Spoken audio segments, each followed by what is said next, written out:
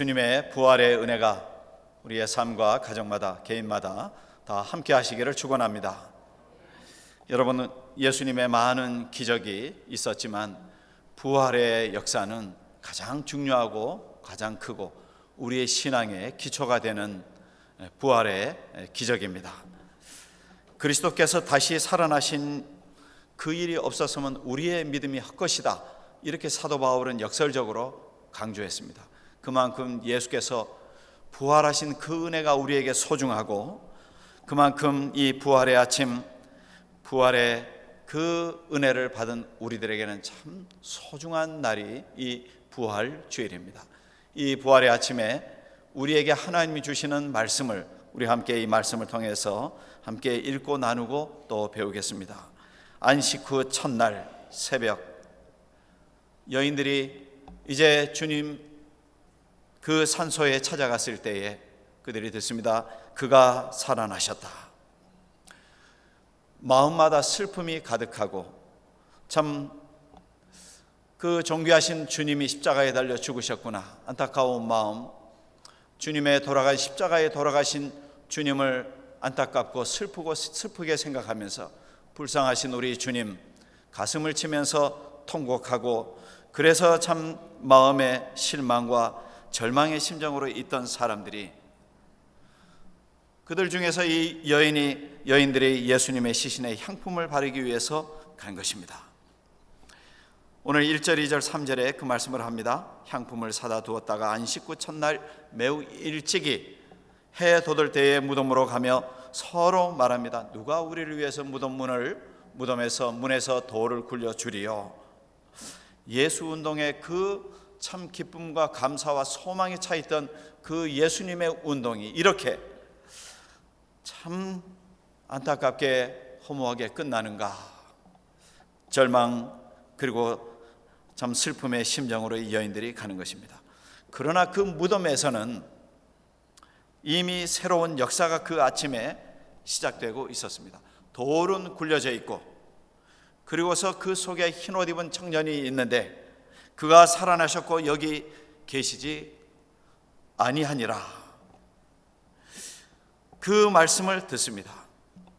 여러분, 우리들도 어쩌다가 어떤 일을 하면서 우리가 소망하고 바라고 기도하고 원하는 참 중요하고 때로는 이런저런 일을 하는데, 그 일이 그만 지지부진하게 있다가 그렇게 참 때로는 안타까운 모습으로 끝나버리는가, 나의 일이 이 정도로 이제 더 이상 진행되지 못하는가, 우리가 그런 일 때문에, 때로는 건강 때문에, 때로는 이런저런 사업이나 우리의 일, 우리의 여러 가정에 도전받는 일 때문에 실망하고 낙심하고 때로는 적잖이 또 절망감을 느낄 때가 있을 수가 있지만은, 그러나 그런 때에 세월이 지나고 시간이 지나고 돌아보면 정작 그런 때에 하나님께서는 일하고 계셨다. 하나님께서는 우리들에게 그런 어렵고 힘든 순간 모든 것을 포기하고 싶고 그래서 낙심하는 그런 마음을 가지는 그 순간, 그때에 비로소 하나님께서는 이미 먼저 일하고 계셨다는 것을 깨달을 때도 있습니다. 무덤의 문을 봉했던 돌이 옮겨졌습니다. 예수께서 부활하신 것입니다. 밤을 새워서 무덤을 지키던 병사들이 깜짝 놀라고 그 밤에 일어난 그 놀라운 일을 대제사장에게 보고를 합니다. 대제사장은 그의 주변의 원로들을 다 모아서 함께 대책을 의논합니다.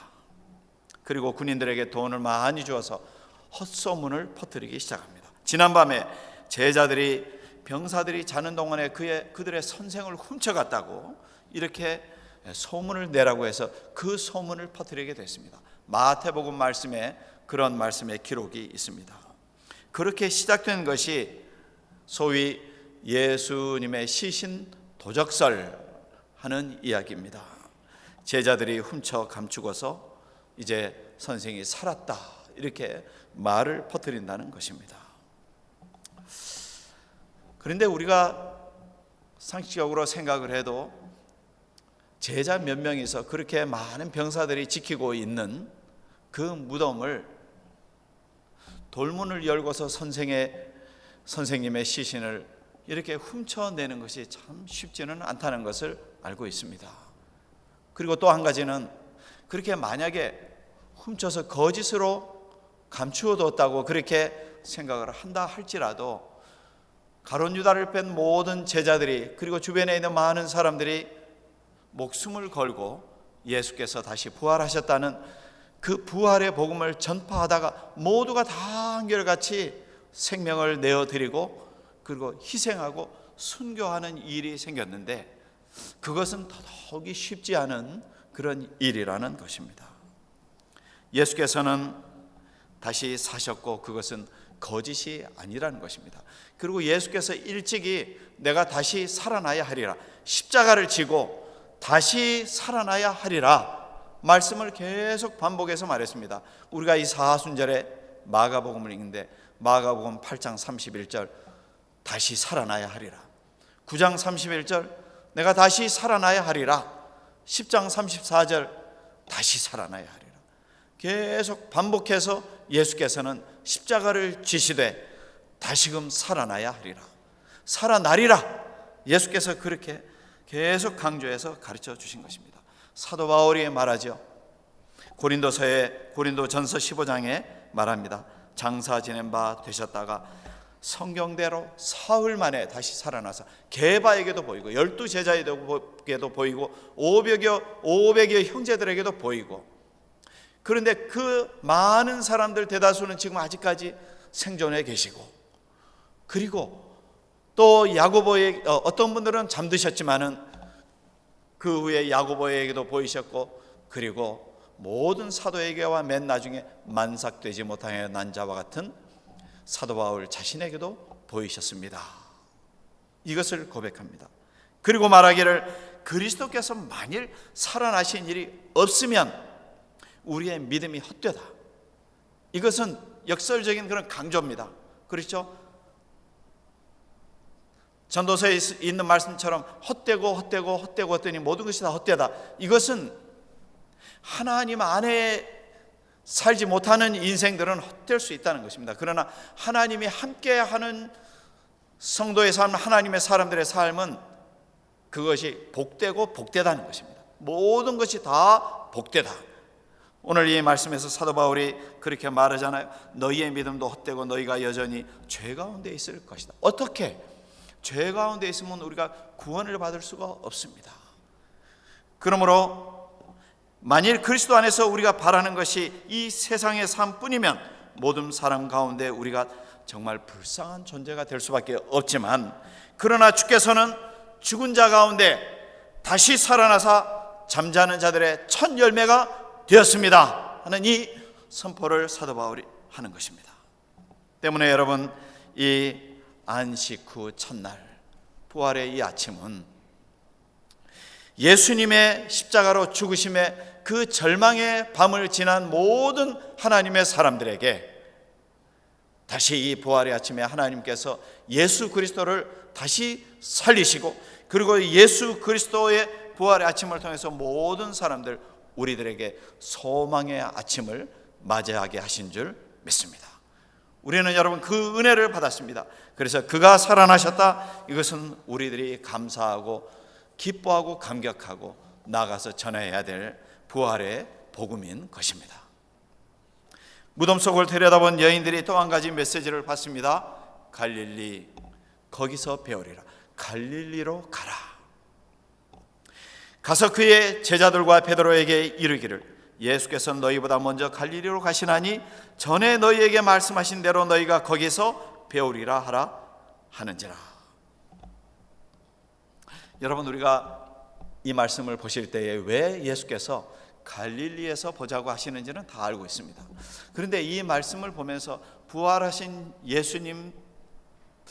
예수께서 좀 우리가 생각할 때 좀 이렇게 저렇게 인간적인 생각으로 우리들이 좀 생각할 때, 혹은 구약적인 그러한 그 하나님의 역사하심을 생각할 때 좀 공의로운 심판주가 되시고, 좀 기왕이면은 부활의 아침에 모든 것을 좀 다 이렇게 심판과 진노와 또 복수와 그래서 좀 승리의 선포를 하는 이런 일을 왜 하지 않으셨을까? 좀 이런 생각을 할 수가 있습니다. 좀 빌라도를 찾아가셔서 그가 무엇을 잘못했는지, 어떤 잘못된 판단을 했고 어떤 억울한 재판을 했는지, 구약 성경에서 계속 하나님이 억울한 재판을 하지 말라고 강조를 하시는데 이 빌라도의 우유부단한 그러한 처신으로 인해서 중요한 그런 판단을 그런 이런 사람을 꾸짖고 그의 권력을 무너뜨려 주시든지, 혹은 대제사장 혹은 권세가들 이런 사람들, 그리고 또 나아가서 그 수많은 사람들, 때로는 호산나 호산나 그렇게 환영하던 사람들 중에서도 자기들의 그런 어떤 목적과 자기들의 인간적인 그런 그 만족이 채워지지 않는다 해서 빌라도의 법정에서는 저를 십자가에 못 박으라 못 박으라 외치고 했던 그 수많은 군중들, 그 수많은 사람들의 잘못된 그런 모습, 이런 모습들 앞에 예수께서 왜 좀 하나님의 무섭고 놀라운 진노와 심판을 좀 내리지 않으셨을까? 인과응보라든지 권선징악이라든지 행한 대로 보응하신다는, 심은 대로 거둔다는 이러한 진리를 왜 좀 나타내지 않으셨을까? 그런 생각을 가질 수도 있습니다. 그런데 부활하신 예수께서는 그런 사람들의 어떤 생각같이 일하지 않았습니다. 오히려 조용한 부활 후에 그러한 만남과 그런 여정을 보내셨습니다. 그래서 때로는 신학자 중에 예수님의 이런 부활의 역사를 가리켜서 The Hidden Resurrection이라고, 숨어있는 감추어진 그런 부활의 역사를, 숨은 방식의 부활을 예수께서 나타내셨다, 이렇게 말을 합니다. 참 그렇습니다. 우리가 그런 생각을 하면은 때로는 우리가 다 알고 그리고 믿고 존경하고 따르지만은 하나님이 역사를 이루어가는 방식 중에서는 우리들이 사람의 생각으로 이렇게 저렇게 좀 하고 무엇인가를 거머쥐고 부수고 파괴하고 무언가를 뒤집어 버리고 모두를 다 쓸어버린다든지 어떤 하나님의 재앙과 심판의 어떤 그런 역사로 하지 아니하시고, 하나님의 방법은 참 우리가 알 수 없는 어떤 깊이 있는 그런 하나님의 방식으로 하나님께서 역사를 나타낼 때가 참 많다는 것입니다. 성육신 하신 예수 그리스도의 임재하심도 그렇습니다.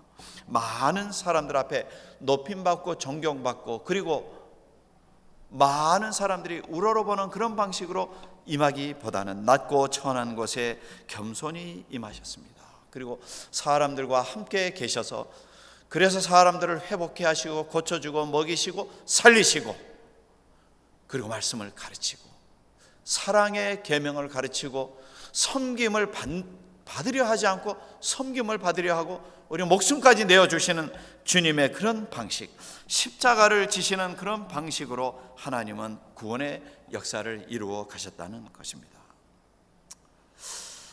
그러므로 우리들이 그런 말씀을 읽으면서 우리의 신앙 고백적인 결론이라면은 역시 그렇습니다. 예수 그리스도의 십자가의 죽음 또한 주님의 그 부활의 역사라는 것도 분명히 이것은 세상을 심판하기 위한 것이 아니다. 요한복음 3장에 있는 말씀과 같이 하나님이 세상을 이처럼 무엇하셨다고요? 사랑하사 독생자를 주셔서 믿는 자마다 구원을 받게 해 주기 위하심이었구나. 만약에 여러분 하나님 혹은 부활하신 예수 그리스도께서 조금이라도 허물이 있고 죄가 있고 티가 있고 흠이 있는 사람들을 다 쓸어내기로 작정했으면 참 오늘을 살아가고 있는 저를 비롯한 많은 사람들 중에 얼마나 세상에 남아 있을 수가 있었을까. 하나님 더더욱이 세상을 사랑하시는 하나님께서는 많은 사람들을 살리고 회복시키고 영생 구원에 이르기까지 참고 견디시고 용납하고 용서해 주신 하나님의 그 뜻을 우리가 이런 부활의 역사, 부활 후에 주님의 역사를 통해서 우리들이 다시 한번 생각하고 깨닫게 됩니다.